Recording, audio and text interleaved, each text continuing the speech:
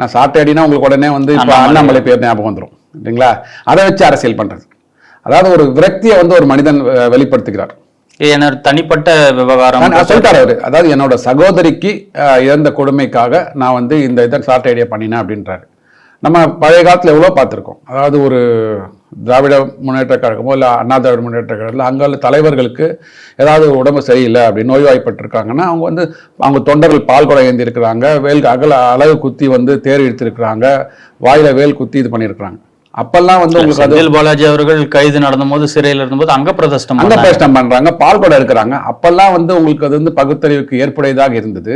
இது மட்டும் பகுத்தறிவுக்கு ஏற்புடையதா இல்லையா உங்களுக்கு? அதாவது உங்களுக்கு எந்த எதிர்கட்சிகள், அதாவது திராவிட முன்னேற்ற கழகத்தோட சித்தாந்தத்திற்கு யாரெல்லாம் வந்து எதிர்த்து பேசுறாங்களோ, மறுதளித்து பேசுறாங்களோ அவங்கள வந்து நீங்க குற்றம் சாட்டி அவங்கள வந்து எள்ளி நகையாடுவது, அதுதான் வந்து இந்த ஆளுகின்ற திராவிட முன்னேற்ற கழகம் பண்ணிட்டு இருக்கிறாங்க.